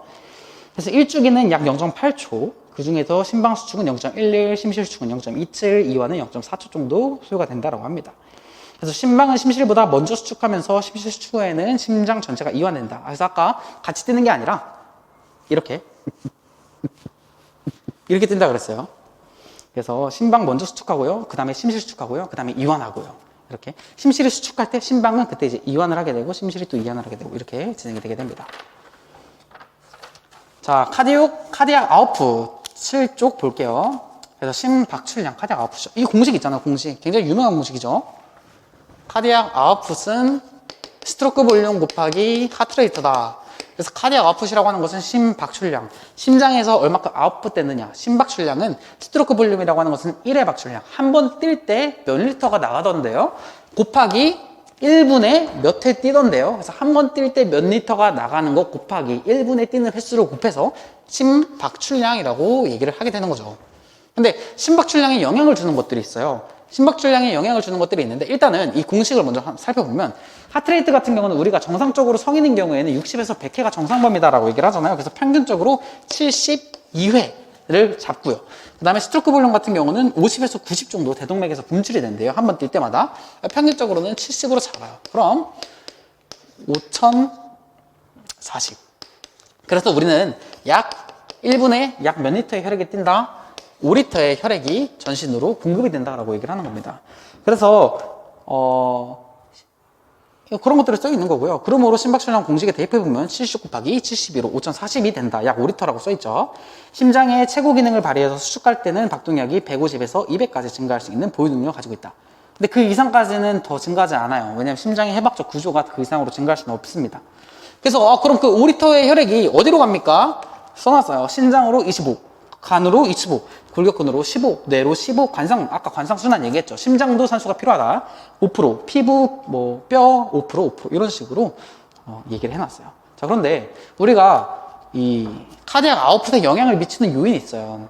카디악 아웃풋에 영향을 미치는 요인은 전부하, 1번 전부하,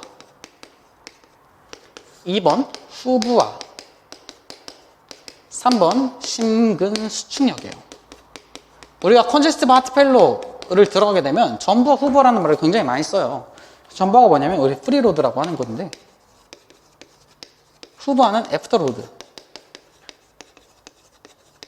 전부하라고 하는 것은 아까 말씀드렸던 것처럼 이완기말 심실 용적을 얘기해요. 어디서 봤죠? 프랭크 스탈링 법칙에서가 확인을 했어요. 이완기말 심실 용적. 아까 뭐라 그랬습니까? 풍선을 부는 거랑 당연히 얘가 이완기말 심실 용적이 더 많고 심근의 길이가 더 증가했고 그만큼 심근 수축력이 더 증가했구나라고 얘기를 했었잖아요. 그래서 이완기말 심실 용적이 증가하면 어떻게 될까요? 나가는 혈액량이 증가, 심근 수축력이 증가하고 결국은 카디악 아웃풋이 증가하는 거죠. 그래서 전부하가 증가했어요. 그러면 카디악 아웃풋은 증가해요. 즉 혈압은 상승하게 됩니다. 그죠? 근데 반대로 후부하가 증가했어요. 후부하라고 하는 것은 뭐냐면 대동맥 혈관에 쉽게 얘기해서 혈관 저항이라고 보시면 돼요. 혈관 저항 뭐지 들어봤는데 혈관 저항이라고 하는 것은 뭐냐면요. 그 혈액의 반대로 작용하는 힘이라고 생각하시면 돼요. 혈액 반대로. 자, 생각을 해보면 심장에서 대동맥을 통해서 혈액이 이렇게 나온다 그랬어요. 근데 혈관 저항이라고 하는 것은 에라 나오지 마 이런 식으로 쉽게 생각을 하시면 돼요. 그러면 당연히 우리가 70만큼 나와야 되는데 밀어붙였어. 그러니까 다시 들어가요. 그러니까 40, 50 이런 식으로 줄어들게 되겠죠. 그래서 후부하가 증가가 되게 되면은 카디악 아웃풋은 감소하게 됩니다. 이해가 가십니까? 그래서 만약에 전부하가 증가했다, 카디악 아웃풋 증가한다. 후부하가 증가했다, 카디악 아웃풋은 감소하죠. 이런 것들도 있어요. 심근 수축력도 있어요. 심근 수축력도 마찬가지고 아까 얘기했던 것처럼 심근 수축력이 증가하면 심박출량 당연히 증가하겠죠. 이건 간단하죠. 전부하 후부하만 좀 헷갈려 하시는 분들이 계십니다. 그래서 이건 간단하죠. 심근 수축력이 증가하면 당연히 카디악 아웃풋이 증가하고 심근 수축력이 떨어지면 당연히 감소하겠죠. 그런 것들이 있어요. 특히 전부와 같은 경우는요, 이완기만 심신 용적이 증가했다. 어떤 경우가 그럴까요? 예를 들어서 굉장히 고혈당인 환자가 있어요. 그러면 이 혈액을 조금 희석시켜주기 위해서 플루이드를 많이 주게 되겠죠. 그래서 대표적으로 플루이드를 많이 줬을 때, 그러니까 수액 공급이 과다 수액 공급이 됐을 때 있잖아요. 이완기말 용적은 꽉 차게 돼요. 수액으로 꽉 차게 돼요. 그렇기 때문에 이 용적이 증가해요. 이걸 뭐라 그래? 전부하라 그런다고요. 어렵습니까? 안 어렵죠? 이렇게 정리를 하고, 그 다음에 혈압, 블러드 프레셔라고 해서 BP라고 하죠. 혈압은요, 혈액이 혈관벽에 미치는 압력을 말하고 동맥, 정맥, 무쇠혈관 등의 상태에 따라 다릅니다. 일반적인 혈액의 압력은 동맥암을 의미를 하고요. 정상적으로는 수축기압 120, 이완기압 80 미만이죠. 정상적으로는 진짜 미만입니다. 그래서 120에 80도 정상혈압이 아니에요. 120 미만, 80 미만이 정상혈압이에요. 수축기는요, 우리가 이제 수축기 120에 80 이런 식으로 얘기를 하잖아요. 그래서 앞에 말하는 게 수축기압, 뒤에 말하는 게 이완기압인데, 수축기라고 하는 것은 심장의 수축기 때, 좌심실에서 대동맥으로 혈액을 분출해낼 때 최고 압력을 수축기압이라고 그러고, 이완기압이라고 하는 것은 심실 확장기, 그러니까 심장이 이완될 때 최저의 압력으로 가장 낮은 동맥압을 말하는 겁니다. 그러니까 이완기에서도 혈액은 흘러요. 그래서 이렇게 흘러가면서 부딪히는 최저의 압력을 얘기를 하고요. 정맥압 같은 경우는 굉장히 낮죠. 10에서 15. 근데 이제 대정맥압 같은 경우는 0이에요, 0. 그래서 이따 혈관 들어갈 때 또 이 부분을 설명을 해드릴 건데, 일단 정상적인 정맥압은 10에서 15 정도죠. 그래서 정맥 내 혈액의 압력을 말하고요. 정맥의 유입 부분인 대정맥압은 거의 0에 가깝다. 모세혈관압은 동맥말단부의 모세혈관은 2, 30, 정맥말단부의 모세혈관은 한 10에서 15 정도 돼요. 그래서 모세혈관 압이 상승했다. 그러면 모세혈관 안에 여가작용이 증가해서 혈관에서 조직 내로 수분이 빠져나가서 부종이 발생하는 경우, 여가작용이 저하됐을 때, 그 모세혈관 압이 감소됐을 때는 여가작용이 저하돼서 조직에서 혈관 내로 조직이 이동되어 수단 혈량을 증가시키므로 혈압은 상승됩니다. 또 혈압에 영향을 미치는 요인, 이게 아마 임용에서 나왔을 거예요. 그래서 심박출량, 말초혈관 저항, 동맥 탄력성, 혈액량, 혈액의 점도 이런 것들이 있거든요. 그래서 심박출량이 증가되면 당연히 동맥압은 상승, 즉 동맥압이라고 하는 것은 여기서 그냥 혈압이라고 생각하시라고 했어요. 심박출량이 감소되면 동맥압이 감소, 말초혈관 저항이 증가하면 동맥압은 상승, 감소하면 감소. 동맥 탄력성이 강하면 어떨까요? 동맥 탄력성이 강하다고 하는 것은 혈관이 탄력성이 있어가지고 유연하게 잘 대처한다는 소리예요. 그래서 혈류의 변화에 유연하게 잘 대처하기 때문에 동맥 탄력성이 강하면 그 상승이 안 일어나는데, 만약에 경해요. 완전 다 늙어 빠지는 동맥이면은 수축기압과 맥압을 증가시키는 거죠. 혈액량 같은 경우도 출혈로 인해서 혈량이 감소된 경우는 혈압이 저하되고요. 점도가 증가했을 때 혈압이 상승합니다. 점도가 증가했다는 것은 RBC가 그만큼 증가했다는 거거든요. 그래서 적혈구나 혈장 단백질의 증가 등으로 인해서 점도가 증가할 경우는 혈압이 상승하고요. 반대로 우리가 빈혈 가지고 있는 분들, 혈장 단백질이 감소되어 있는 분들은 점도가 낮아지면서 혈압이 하강하게 됩니다. 연령은요, 당연히 어른들, 우리 노인분들 저혈압이 많아요, 고혈압이 많아요? 고혈압이 많으시죠? 그냥 그렇게 쉽게 생각하시면 성인에서 더 혈압이 높고 신생아에서는 더 혈압이 낮다. 체중은요, 체중 증가하게 되면 혈압이 더 올라가고요. 식이도 짠 거, 포화 지방, 콜레스테롤 같은 거 많이 먹으면 혈압이 상승되고요. 자세도요, 서 있을 때보다는 누워 있을 때 혈압이 더 올라간대요. 맥압이라고 하는 것은 수축기압과 이완기압의 차이예요. 그래서 우리가 보통 120에 80이니까 맥압은 40이 되겠죠. 그래서 정상적으로 평균은 40mm HG를 얘기를 합니다. 근데 맥압이 만약에 증가했어요. 그러면 박동량이 증가했구나, 심장이 과부담되구나 라고 얘기를 하시면 되고요. 대표적으로 이제 질병으로는 대동맥 판막 부전증, 발열 이런 것들이 있고, 맥압이 감소됐다. 그러면 박동량이 감소됐다. 그래서 우리가 심부전 때 맥압은 감소하게 됩니다. 그래서 평균 동맥압이라고 하는 것은 전신의 혈관이 평균적으로 받는 압력으로 전신의 기관에서 느껴지는 관력을 평가하는 데 이용된다. 그래서 공식이 있어요. 3분의 수축기압 곱하기 2 이완기압. 이걸로 이제 글씨로 쓰게 되면은 3분의 수축기압 더하기 2 곱하기 이완기압. 이게 평균 동맥압입니다. 혹시 부하라고 나오면 그냥 이 공식을 대입하시면 돼요. 부하라고 나올까요? 자, 그 다음 심음입니다. 하트 사운드. 심음인데, 심음에 청진하는 부위는 어느 정도 아셔야 된다고 생각을 해요. 그래서 심음이라고 하는 것은 심장의 수축과 판막의 폐쇄 및 혈류로 인해 발생하는 진동으로 심장에서 들리는 독특한 소리로 청진기를 통해서 청진이 되는 거죠. 그래서 우리가 심음은 1심음, 2심음, 3심음, 4심음이 있는데, 심음에서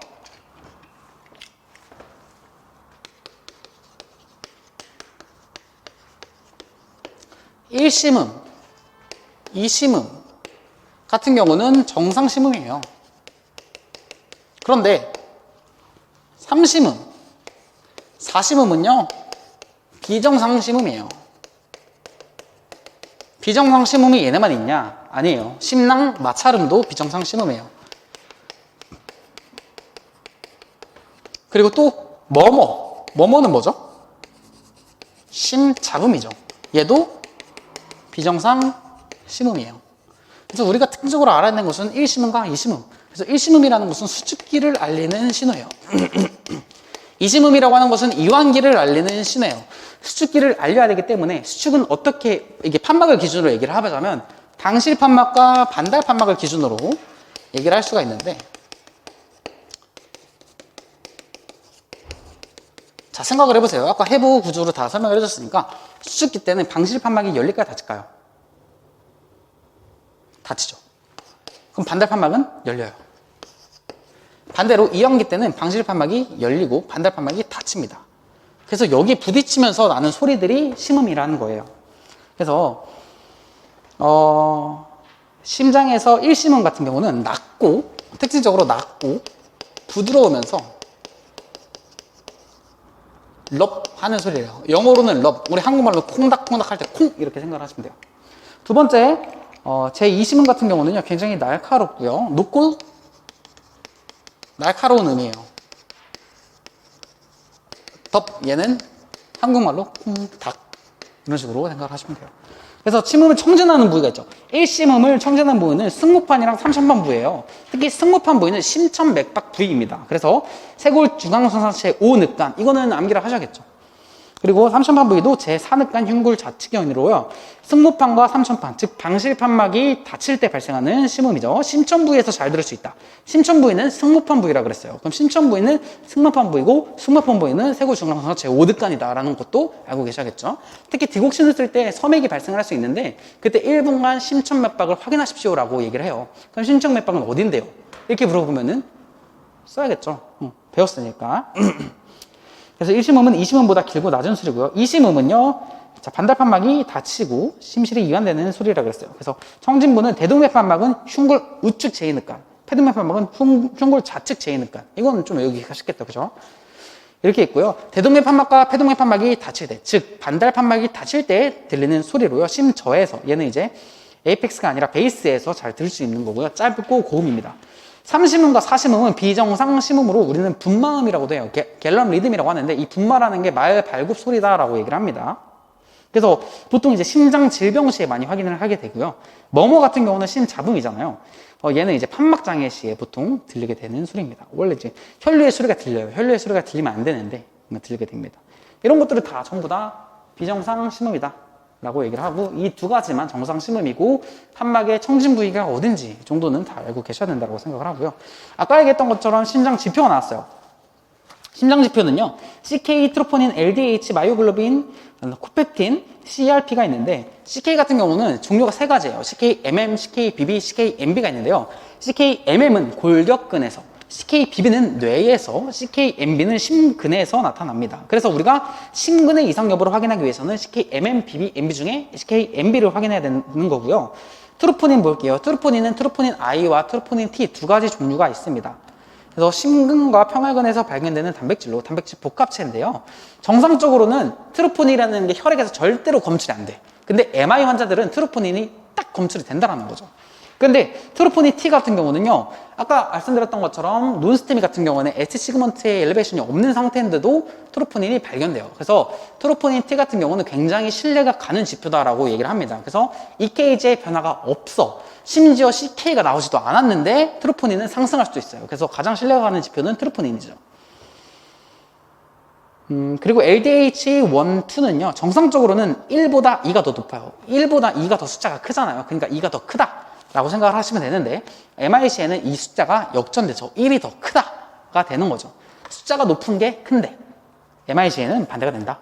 마이오글로빈 같은 경우는 심장과 근육에 존재하는 저분자 단백질이에요. 그래서 초기 2시간 안에서 간질에게서 유출돼서 MI 후에 몇 시간으로 혈액으로 유출되는데, MI 후 가장 먼저 증가되는 혈청 심장 지표이지만 심장내만 국한되어 나타나지 않는다. 그래서 그 심장 효소 지표 중에 가장 먼저 산승하는 것은 뭡니까? 라고 물어보면 마이오글로빈이에요. 마이오글로빈이 가장 먼저 산승을 하는데 얘는 첫 번째 줄에 나타난 것처럼 심장에도 있지만 어디에도 있다 그래서 근육에도 있어요. 그래서 근육에 손상이 오게 될 경우, 특히 IM을 놨을 경우에도 마이오글로빈이 상승할 수 있어요. 그렇기 때문에 얘는 가장 초기에 확인할 수 있는 지표지만 신뢰가 가는 지표는 아니다. 가장 신뢰가 가는 것은 신근에만 특징적으로 존재하는 CKMB라던가 CK가 상승하지 않아도 상승하는 트로포닌 같은 것들이 진단에 유용하다라는 거. 자, 코펙틴 같은 경우인데요. 코펙틴은 사실 저는 학교 다닐 때는 이거 코펙틴이라는 걸 배우지 않았는데 지금 책에는 추가가 돼 있더라고요. 제가 확인을 못한 걸 수도 있지만 이 코펙틴이라고 하는 것은 급성 MI 시 즉시 발견된대요. 그래서 관상동맥 증후군 증상을 보이는 환자에게 추가적인 진단을 내리기 위한 중요한 지표다. CRP 같은 경우는 C 반응성 단백질인데 급성 염증기 동안 간에서 생성되는 단백질로 CRP 수치의 상승은 죽상경화증이 있다는 것을 의미하거나 MI의 발생의 위험을 알려주는 지표가 되기도 한다라고 나와 있어요. 자, 다음 장 심장의 기능 사정을 한번 볼게요. 심장의 기능을 사정하기 위해서는 중심정맥암과 폐동맥 세기압을 확인을 하는데 이것도 잘 모르시는 분들이 있어서 중심정맥압은 뭐예요?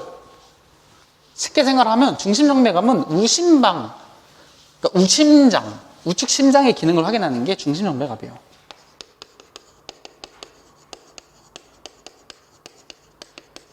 얘는 우측 심장이고요. 그 다음에 폐모세혈관 세기압 같은 경우는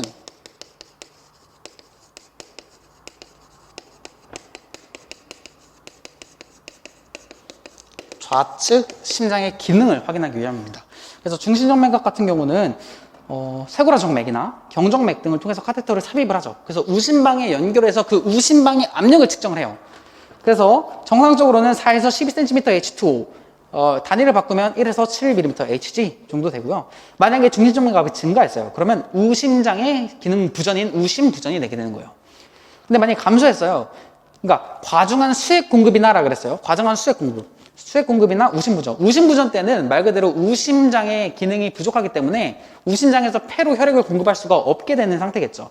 그래서 우렬성 심부전일 때 혹은 우심방 내에 너무 과다한 수액이 공급됐을 때 증가하게 됩니다. CVP는. 감소되는 경우는 어때요? 순환 혈량이 감소될 때. 그러니까 우심장 안에 혈액이 많이 없을 경우, 출혈로 인해서 다 빠져나갔거나 쇼크로 인해서 다 빠져나갔을 때 그런 경우 감소하게 됩니다. 그래서 방법은 전신순환으로부터 우심방으로 귀하는 혈액의 압력으로 주로 경정맥이나 쇄골화정맥 등을 통해서 카테터를 우심방 내에 삽입하는 압력을 측정을 하는데 우심장의 전부와 아까 프리로드, 이연기말, 심실의 용적, 수축 직전이라고 그랬어요. 전부와 기능 상태를 직접 반응을 해서 수액이 많다, 수액이 부족하다 등을 알게 함으로 수액 공급의 지표로도 이용된다. CVP가 너무 증가돼 있다. 우심장 내에 혈액이 많이 고여 있다. 라는 거죠. 왜요? 우심실 기능을 다하지 못하는 우심부전 때 그러는 거죠. 그래서 수액 공급의 지침으로도 활용되고요. 태동맥 세기압은 정상적으로는 4에서 12mm Hg. 그래서 얘 같은 경우는 이제 스완겐즈 카테터를 이용해가지고 이 밑에 그림에 보이시는 카테터가 스완겐즈 카테터라는 건데 이렇게 상하대 정맥을 통해서 넣고 우심실을 통해서 폐 동맥을 통해서 넣어요. 그리고 폐 모세혈관까지 집어넣은 다음에 그 발룸에 공기를 딱 주어요. 그러면 풍선 뒤쪽에 있는 압력은 완전 차단되고 오직 좌심실에 국한돼서 그 좌심실의 압력을 확인을 하는 거예요. 그래서 정상적으로는 4에서 12mm Hg 증가됐다. 좌심부전, 심장압전, 감소됐다. 저혈량. 그래서 폐동맥 세기압은 폐모세혈관 세기압이라고도 하고요. 좌심실 기능을 사정하는 데 사용된다. 어렵게 생각하지 마시고 정신정맥압은 우심장애, 폐모세혈관 세기압은 좌심장애 기능을 확인한다. 그리고 이제 4에서 12cm H2O냐 혹은 뭐 이런 것들 똑같네. 정상적으로 보면은 4에서 12cm H2O, 4에서 12mm Hg. 외우기는 쉽겠네요. 그죠? 그리고 경정맥압을 측정하는 순서가 있는데 이거 같은 거는 뭐냐면요. 우리가 보통 우심방의 압력을 측정하기 위해서는 중심정맥압을 넣었잖아요. 쇄골화정맥이나 아니면 경정맥을 통해서 카테터를 삽입했는데 얘는 침습적인 행위가 없어도 간접적으로 확인할 수 있는 지표가 되는 게 경정맥압을 측정하는 거예요.